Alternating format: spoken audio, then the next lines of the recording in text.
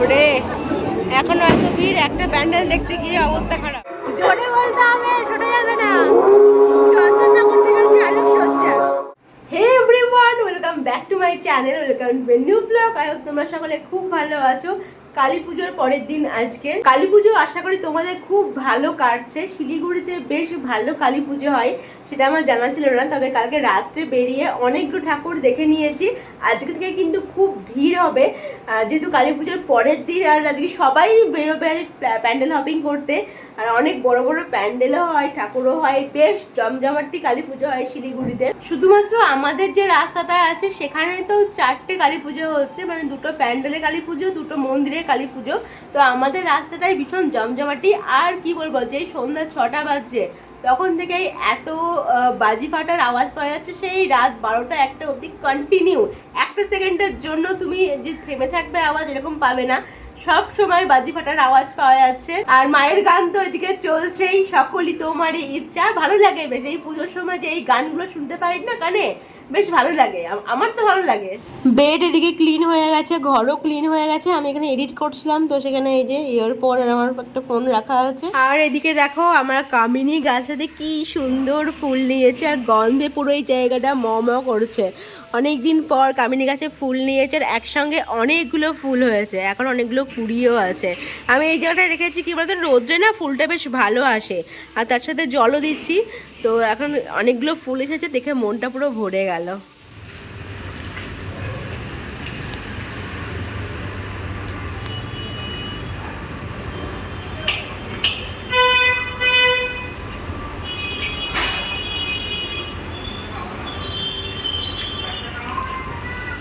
আমাদের নিচে দেখলে রান্না হচ্ছে, I am not sure, but আমার মনে হচ্ছে যে ওই আমাদের পাশেই যে কালী পুজোটা হয়েছে, তো সেখানকার ওই ভোগই রান্না হচ্ছে নিচটাতে। আসলে এই আশেপাশের যে ফ্ল্যাটগুলো আছে বা বাড়িগুলো আছে, তার নিচে তো কোনো জায়গা নেই, মানে নিচে কারোরই, আশেপাশে কারোরই গ্যারেজ নেই। আমাদের এই নিচটাতে গ্যারেজ আছে।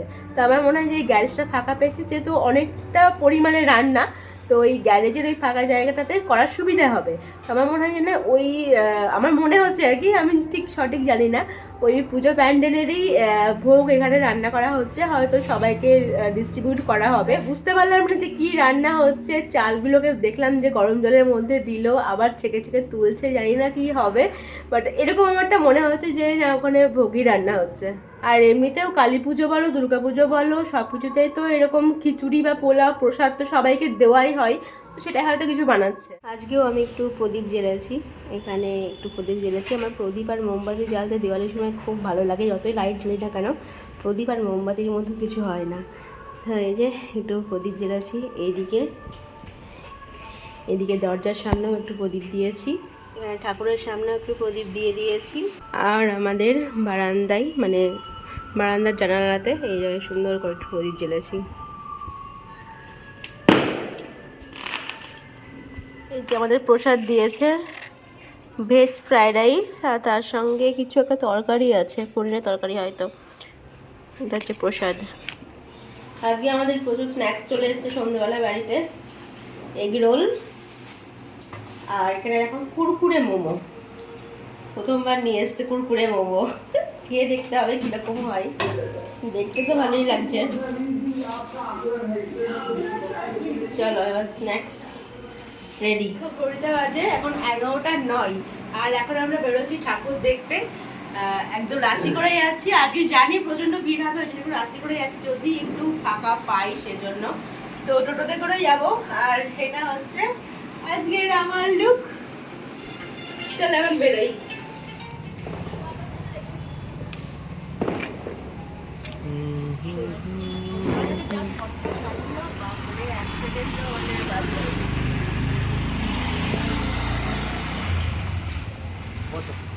চলো।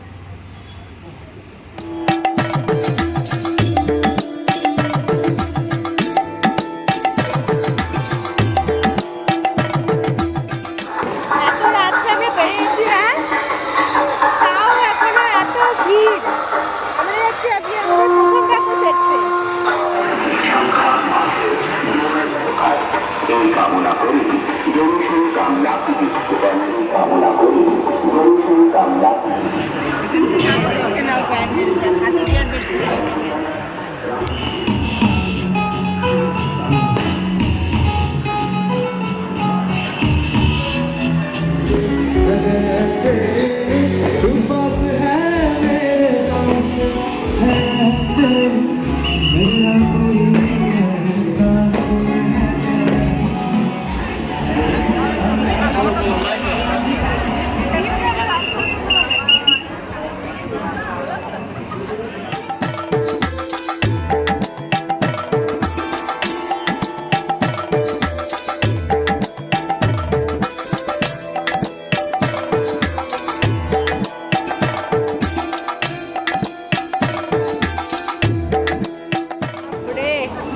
এখনো এত ভিড়, একটা প্যান্ডেল দেখতে গিয়ে অবস্থা খারাপ।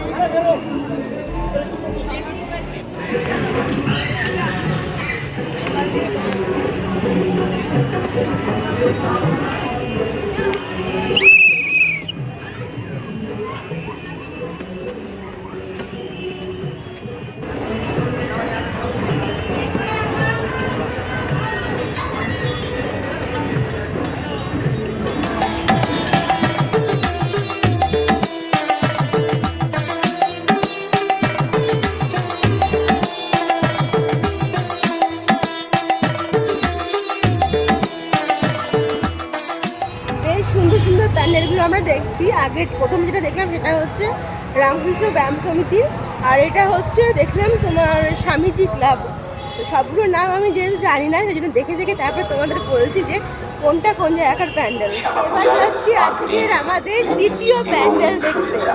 বেশ হাঁটতে হচ্ছে, কিন্তু এত রাত্রে এসেও অনেকটা হাঁটতে হচ্ছে। এটা কি বলবো, তরুণ সংঘ। আর আলোকসজ্জা কোথাকার, জোরে বলতে হবে, শোনা যাবে না। চন্দননগর থেকে হচ্ছে আলোকসজ্জা। চলো, এসেও আমরা ভিড়ে ফেসে গেছি।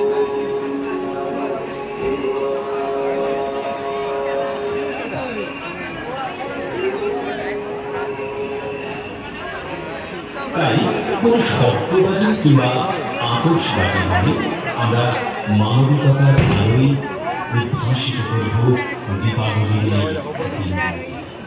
তাছাড়া আমাদের দর্শন করুন এবং অন্যদেরকেও দর্শনের সুযোগ করে দেন।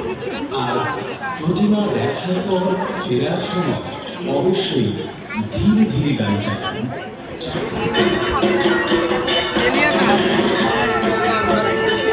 শিলিগুড়ি তরুণ সংঘের পক্ষ থেকে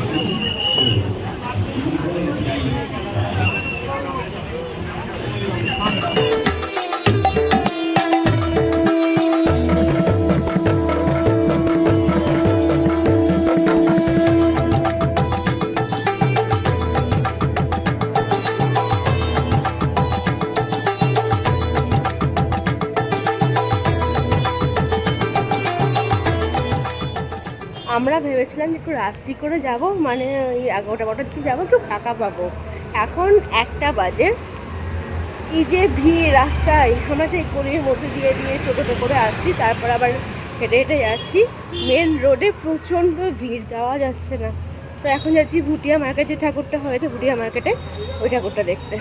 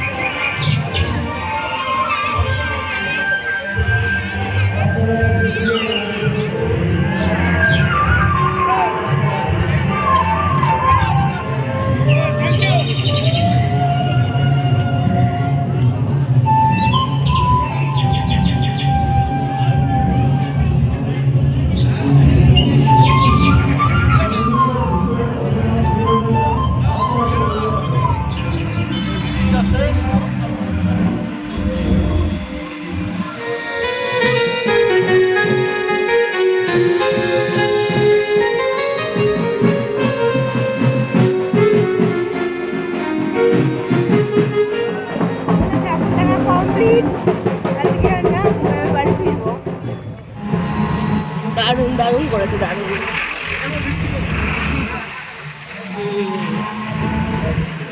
ঘড়িতে বাজিয়ে আজকে রাত 1:45। তো চলো তাহলে আজকে ব্লগটা আমি এখানে এন্ড করছি। তোমাদের সঙ্গে দেখা হচ্ছে একটা ইন্টারেস্টিং ব্লগ নিয়ে। কি